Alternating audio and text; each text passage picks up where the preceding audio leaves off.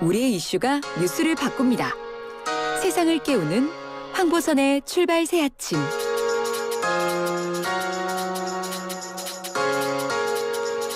네, 윤석열 국민의힘 대선 경선 후보가 최근 1호 공약을 발표했습니다. 문재인 정부의 부동산 정책 실패를 겨냥해서 부동산 정책을 1호 공약으로 내놓은 것으로 보이는데요. 청년 원가 주택 공급, 역세권 첫집 주택 등을 주요 내용으로 하고 있습니다. 윤석열 캠프에서 부동산 정책을 담당하는 김경환 서강대 교수 전화로 연결해서 자세한 내용 알아보겠습니다. 김경환 교수님 안녕하십니까? 네, 안녕하십니까? 예, 반갑습니다. 교수님께서는 이전에 박근혜 정부에서 국토부 1차관을 지내셨죠? 네, 그렇습니다. 어떤 인연으로 윤석열 후보 캠프에 합류하셨습니까? 개인적으로는 전혀 인연이 없었습니다.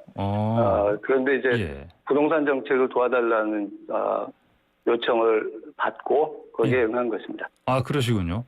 예, 근데 보니까 이번에 윤석열 캠프에서 발표한 그 정책 자문단 42명 명단을 사실 일각에서는 MB 박근혜 정부 시즌2다 이런 평가를 내놓기도 합니다. 어떻게 보십니까? 이런 평가는?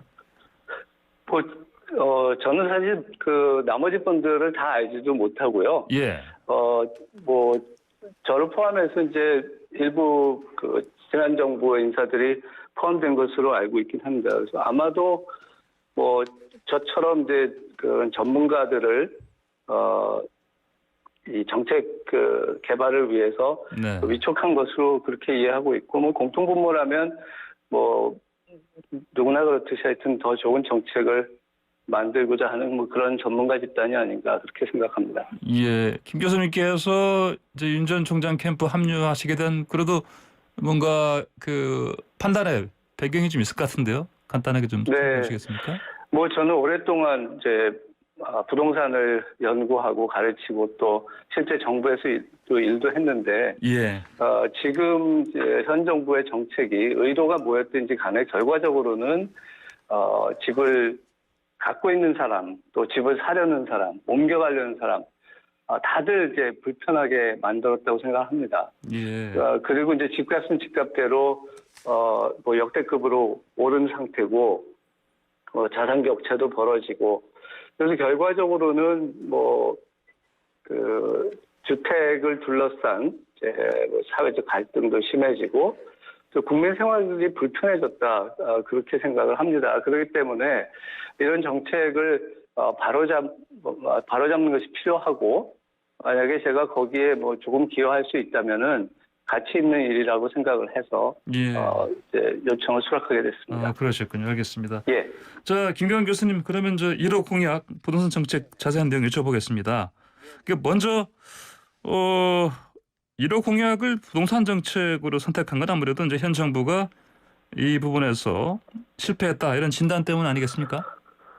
예, 그렇습니다. 제가 좀 말씀을 드렸고요. 예. 그러니까 집값을 결정하는 요인이 여러 가지가 있겠지만은 결국은 이제 수요 공급이 가장 중요한데 예. 정부가 처음부터 너무 이제 투기가 문제라고 생각을 해서 이렇게 수요 억제를 위한 세제와 규제 강화에 너무 몰입해서 예. 이제 가격이 안정이 안 되다 보니까 사람들이 이제 집값이 앞으로 더 오르는 거 아니냐 이런 불안 심리가 생기고 그러면서 이제 집값이 계속 오르게 됐다고 생각합니다. 또 임대차 보호법도 좀 이 임대 시장의 그 속성을 제대로 이해하지 못하고 이런 법을 개정을 하다 보니까 그 전에 비해서 이 법이 이제 발동되면서 전월세 가격이 급등하고 또 이중 가격도 생기고 이렇게 된 거죠. 그래서 이런 것들이 좀 결과적으로는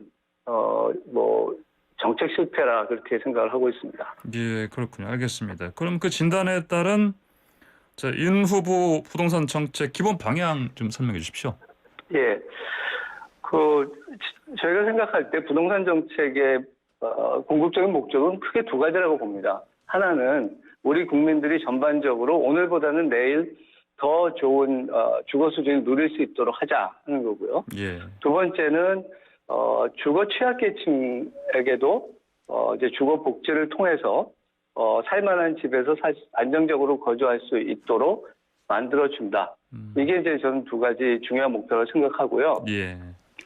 그래서 이제 전반적으로 주거 수준을 올리려면은 사람들이 원하는 주택이 원하는 곳에 지속적으로 공급되고 또 자유롭게 거래될 수 있어야 되지 않겠습니까? 이제 그런 시장이 제대로 돌아가도록 제도를 개선하고 또 공정한 시장 질서를 확립하는 것이 중요하다고 봅니다. 그리고 이런 이제 시장을 통해서 많은 국민들이 이게 다양한 선택을 통해서 주거 문제를 해결할 수 있을 때 정부는 이제 제한된 예산과 정책 역량을 우리가 꼭 보호해야 되는 취약계층의 주거복지 그리고 이제 최근 문제가 되고 있는 이제 저출산 문제 관련해서 이제 우리 미래를 책임져야 될 청년 신혼부부들의 예. 주거 안정을 위해서 적극적으로 노력해야 된다. 그래서 정부가 꼭 해야 될 일을 제대로 하고 나머지는 또 시장이 원활하게 작동하도록 해야 되고 그러려면은 앞에서 지적한 여러 가지 잘못된 정책을 정상화하는 것이 중요하다. 이런 기본 틀을 갖고 있습니다. 예, 알겠습니다.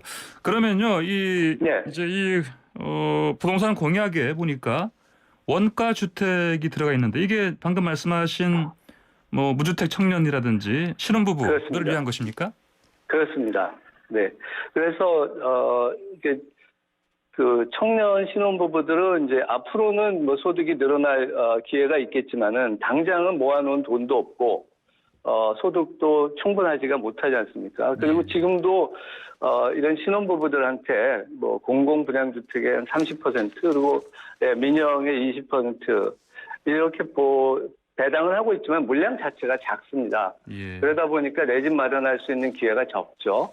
그래서 이제 이런 이제 미래 세대를 대상으로 해서 초기 그 구입 비용을 낮추기 위해서 원가에 제공을 하고 그다음에 이제 소득의 범위 내에서 원리금을 상환할 수 있게 하기 위해서 이제 기금을 통해서 장기 저리 대출을 해줌으로써 예. 이런 청년과 신혼계층들이 내 집을 마련을 하고 또 그 집을 보유함으로써 이제 재산 형성도 해서 주거 사다리를 통해서 계속 올라갈 수 있도록 지원하겠다 그런 취지입니다. 그렇군요. 알겠습니다. 그 차익의 70%를 원래 분양받았던 사람이 그럼 가져가는 겁니까? 나중에 팔 때? 그렇습니다. 예. 그러니까 이제 지금 일반적으로 공공 분양주택이나 뭐 소형 민영주택을 분양받으면은 일정 기간 동안 이제 보유하고 살다가 자유롭게 팔 수 있지 않습니까? 그러면은 1주택자들은 양도소득세를 안 냅니다. 예. 그래서 가격 상승분 100%를 차지하는 거죠. 예. 그런데 우리가 제안하는 정책은 지금 공공분양주택보다는 좀 더 낮은 원가에 분양받는 대신에 나중에 그 자본이득의 30%는 예. 이제 국가에 다시 내놓는 구조로 되어 있습니다. 그렇군요. 알겠습니다. 그런데 이 윤 전 총장의 이 부동산 공약을 놓고요. 네. 이재명 후보 캠프 쪽에서 이거 이 지사의 그 기본주택 네. 공약과 비슷하다 이렇게 비판합니다. 네. 뭐 저는 그렇지 않다고 생각합니다. 우선 이제 이재명 후보의 기본주택은 주로 공공임대주택으로 알려져 있고 예. 공공임대주택은 이제 최초의 건설 공급 비용뿐 아니라 오랜 기간 동안에 이제 유지 관리하는데 비용이 많이 소요됩니다. 물론 이제 우리도 공공임대주택을 하죠. 그런데 우리가 지금 강조하고 있는 것은 공공분양주택이라는 게 큰 차이입니다.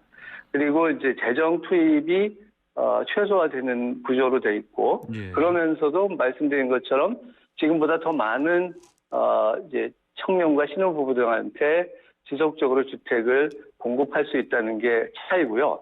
예. 또 이제 임대주택형의 기본주택에 거주하는 동안에 주변 집값이 오르게 되면은 나중에 집을 마련하기가 그만큼 어려워지겠죠. 그런데 청년 원가주택은 이제 분양주택이기 때문에 예. 조기에 이제 집을 마련하고 나면은 집값이 오르더라도 이제 자본이득의 70%까지 차지하기 때문에 그런 그 종잣돈으로 해서 다음 집으로 옮겨갈 수 있는 기회가 된다. 이런 점도 차이라고 생각합니다. 알겠습니다. 네. 그 역세권 공공분양주택 공약도 있지 않습니까? 이게 예. 보면 5년 동안 20만 호 공급할 계획이다 이렇게 나와 있는데요. 예. 어떤 방식으로 공급하는 겁니까? 예, 지금 이제 청년 그 역세권 주택은 이제 특히 도심에 살기를 원하는 이제 청년들을 대상으로 한 건데요. 예. 지금 30만 호 중에 20만 호는 수도권, 나머지 10만 호는 지방 대도시권에 공급하려는 생각입니다. 예. 수도권에서 결국은 부지를 어디서 확보하냐면 우선적으로는 3기 신도시, 지금 이제 추진되고 있는 예. 신도시와 또 광역교통망 인근에 이제 개발하는 택지. 그래서 이런 것들은 이미 이용이 가능한 택지인데, 물론 이걸 다 쓸 수는 없고요. 이 중에 일부를 쓸 거고, 그다음에 업무 시설 용지로 돼 있는 것들이 너무 많으면 그걸 이제 이런 그 분양주택으로 전환하는 방법도 생각할 수 있고요. 예. 또 뭐 국공유지를 활용할 수도 있을 것 같습니다. 그러고 이제 2차적으로는 지금 이제 GTX 건설 그리고 앞으로 계속 수도권 광역 교통망이 이제 확충이 되면 거기에 연결해서 서울의 접근성이 높은 지역에서 이제 택지를 개발한다는 계획입니다. 뭐 꼭 GTX가 아니라도 예. 지금 수도권 광역철도가 상당히 고속으로 설계되기 때문에 앞으로 이런 데다 연계하면은 이제 추가 택지를 확보할 수 있을 것으로 생각하고 있습니다. 알겠습니다. 김 교수님 이제 말씀 듣다 보니까 시간이 빨리 지났습니다. 그래서 네네. 네. 이거 짧게 이것만 여쭤보고 좀 오늘은 인터뷰를 마쳐야 되겠습니다. 세제 예, 개편 있지 않습니까? 이것도 나와 있던데 보니까요. 네네. 예, 이것도 간단히 설명해 주십시오. 예. 지금 이제 보유세가 예.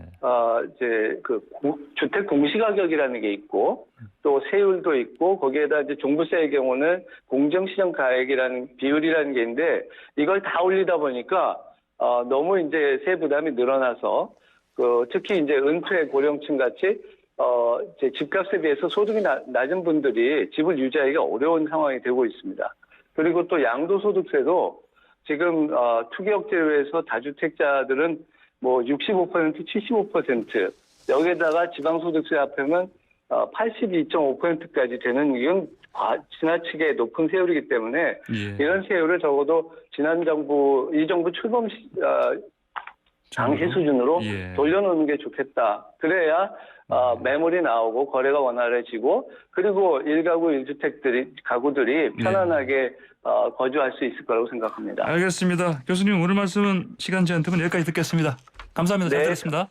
예, 감사합니다. 네, 지금까지 윤석열 캠프에서 부동산 정책을 담당하고 있는 김경환 서강대 교수였습니다.